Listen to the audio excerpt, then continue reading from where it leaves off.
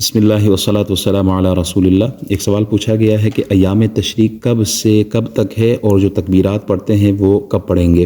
تو تکبیر جو ہم پڑھتے ہیں وہ اللہ اکبر لا الہ الا اللہ واللہ اکبر وللہ الحمد۔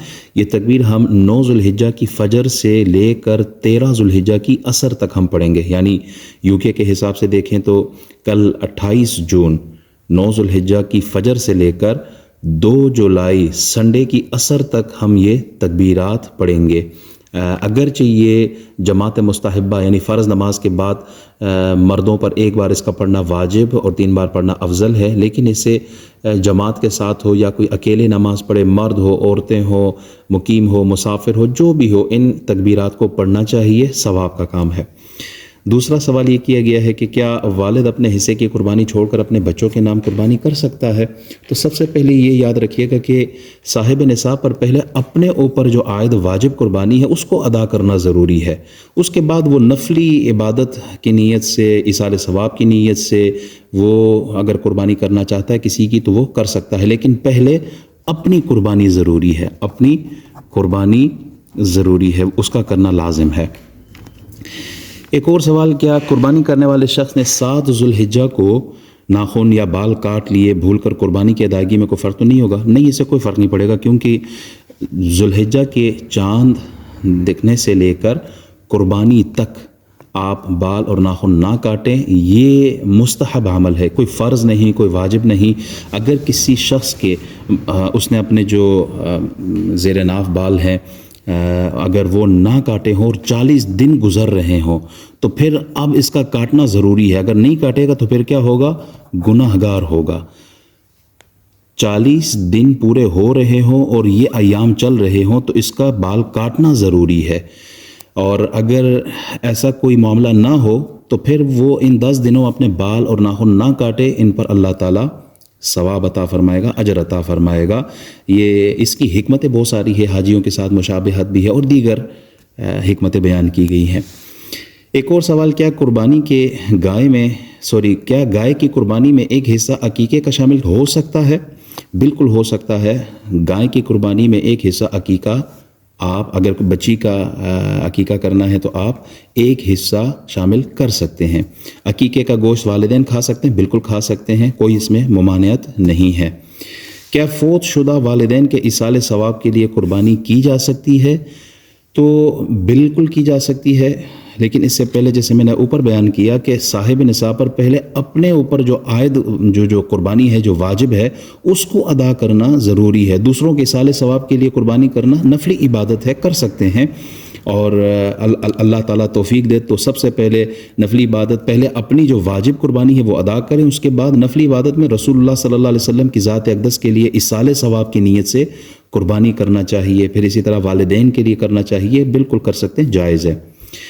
اس کے علاوہ ایک اور سوال جو بہت ہی اہم ہے وہ ہے بیرون ملک یعنی UK سے کوئی شخص پاکستان قربانی کے لیے پاؤنڈ بھیجنا چاہے تو کیا یہ جائز ہے؟ بالکل جائز ہے، بھیج سکتا ہے۔ قربانی کے درست ہونے کے لیے یہاں پر یہ ضروری ہے کہ UK میں بھی اور پاکستان میں بھی جہاں آپ قربانی بھیج رہے ہیں دونوں مقامات پر قربانی کا وقت موجود ہو۔ میں ایک مثال سے اسے سمجھانا چاہوں گا۔ دیکھیں، قربانی کا جو سبب وجوب ہے وہ ایام نہر 10 ذوالحجہ کی صبح صادق کے وقت قربانی کی استطاعت ہے، یعنی اگر کوئی شخص سعودی عرب دبئی سے کوئی قربانی بھیجتا ہے پاکستان تو دبئی میں کل عید ہے، یعنی اگر 28 تاریخ کو لیے جائے تو 28 کو دبئی یا سعودی عرب میں عید ہو اور پاکستان میں عید ہو رہی ہے 29 کو، تو یہاں تو عید ہے، یہاں عید نہیں ہے تو قربانی نہیں ہو سکتی۔ اس کے لیے ضروری کیا ہے کہ دبئی میں بھی عید ہو اور پاکستان میں بھی عید ہو، دونوں مقامات پر عید کا دن موجود ہو، تبھی جا کر قربانی درست ہوگی۔ UK سے اگر کوئی شخص پاکستان قربانی کے لیے اپنا مال پیش کرتا ہے تو 29 کو پاکستان میں بھی عید ہے اور 29 کو ہمارے ہاں UK میں بھی عید ہے، تو عید کا دن دونوں مقامات پر پایا جا رہا ہے۔ ہاں، بس شرط اتنی ہے کہ صبح صادق یہاں یو کے میں صبح صادق کا وقت گزر جائے اس کے بعد یہاں قربانی کی جا سکتی ہے پاکستان میں. یہاں اگر یو کے سے کوئی شخص وکیل کرے پاکستان میں اور اس کو اپنی قربانی بھیجے تو وکیل موکل کی طرف سے قربانی کر سکتا ہے، لیکن شرط یہ ہے کہ دونوں مقامات پر عید کا دن ہو، یہاں بھی عید ہو اور یہاں بھی عید ہو. ساتھ میں ایک اور مسئلہ بھی بیان کیا جاتا ہے کہ نماز کا، کہ دونوں طرف نماز پڑھی جائے.